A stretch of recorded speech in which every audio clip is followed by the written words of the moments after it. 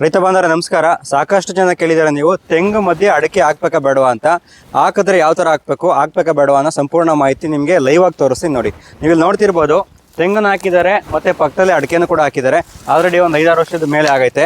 ಇಲ್ಲಿ ನೋಡಿ ನೀವು, ಇದರಲ್ಲಿ ಇನ್ನೂ ಒಂಬಳೆ ಬಂದೇ ಇಲ್ಲ, ಯಾಕಂದರೆ ಗರಿ ಅದ್ರ ಪಕ್ಕಕ್ಕೆ ಬಂದು ನಿಂತಿದೆ. ಅದಕ್ಕೆ ಅವಕಾಶನೇ ಆಗಿಲ್ಲ ಒಂಬಳೆ ಹೊರಲಿಕ್ಕೆ. ಇಲ್ಲಿ ನೋಡ್ತಾ ಇರ್ಬೋದು ನೀವು. ಜೊತೆಗೆ ಈ ಕಡೆಯಿಂದ ನೋಡಿ ಆಯಿತಾ, ಇಲ್ಲೂ ಕೂಡ ಒಂಬಳೆಯನ್ನು ಬಿಟ್ಟಿಲ್ಲ. ಎಲ್ಲಿ ಗರಿಗಳು ಅಕ್ಕಪಕ್ಕ ಬಂದು ನಿಂತಿದೆ, ಒಂಬಳೆ ಇಲ್ಲ.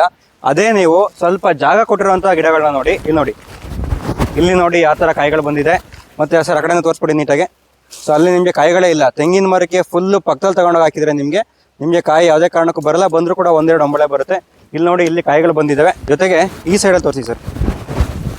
ಇಲ್ಲಿ ನೋಡ್ತಾ ಇರ್ಬೋದು ನೀವು, ಇಲ್ಲಿ ಕೂಡ ನೀಟಾಗಿ ಕಾಯಿಗಳು ಬಂದಿದ್ದಾವೆ. ಇಲ್ಲಿ ನಿಮಗೆ ತೆಂಗಿನ ಮರ ಡಿಸ್ಟರ್ಬೆನ್ಸ್ ಇಲ್ಲ.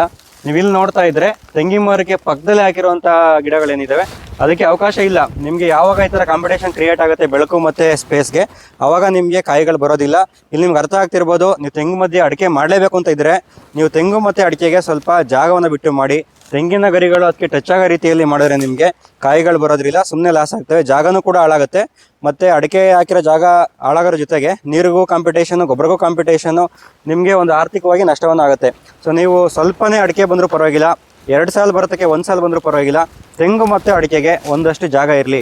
ಟೆಕ್ನಿಕಲ್ ಆಗಿ ಸಂಶೋಧನಾ ಸಂಸ್ಥೆಗಳು ಮತ್ತು ಇಲಾಖೆಗಳು ಏನು ಹೇಳ್ತವೆ, ಮಾಡಬೇಡಿ ಅಂತ ಹೇಳ್ತವೆ. ಯಾಕಂದರೆ ಅಡಿಕೆ ಮತ್ತು ತೆಂಗು ಎರಡು ಒಂದೇ ಜಾತಿಗೆ ಬರುತ್ತೆ ಅಂತ ಹೇಳಿ. ಆದರೆ ನೀವು ಮಾಡಲೇಬೇಕು, ನೀವು ಭಾವನಾತ್ಮಕವಾಗಿ ನಾವು ಮಾಡಲೇಬೇಕು, ನನಗೆ ತೆಂಗಲ್ಲಿ ಅಡಿಕೆ ಬೇಕೇ ಬೇಕು ಅಂತ ಇದ್ದರೆ ದಯವಿಟ್ಟು ತೆಂಗು ಮತ್ತು ಅಡಿಕೆಗೆ ಒಂದಷ್ಟು ಸ್ಪೇಸ್ ಕೊಡಿ. ಕನಿಷ್ಠ ಒಂದು 30 ಅಡಿಗೆ ತೆಂಗನ್ನು ನಡಿ, ಅದ್ರ ಮಧ್ಯೆ 1 ಸಾಲ 2 ಸಾಲ ನೀವು ಅಡಿಕೆ ಮಾಡ್ಕೊಂಡು ಎರಡಕ್ಕೂ ಕೂಡ ಒಂದಷ್ಟು ಜಾಗವನ್ನು ಕೊಟ್ಟು ನೀವು ಮಾಡಿದರೆ ಎರಡಕ್ಕೂ ಅನುಕೂಲ ಆಗಿರುತ್ತೆ.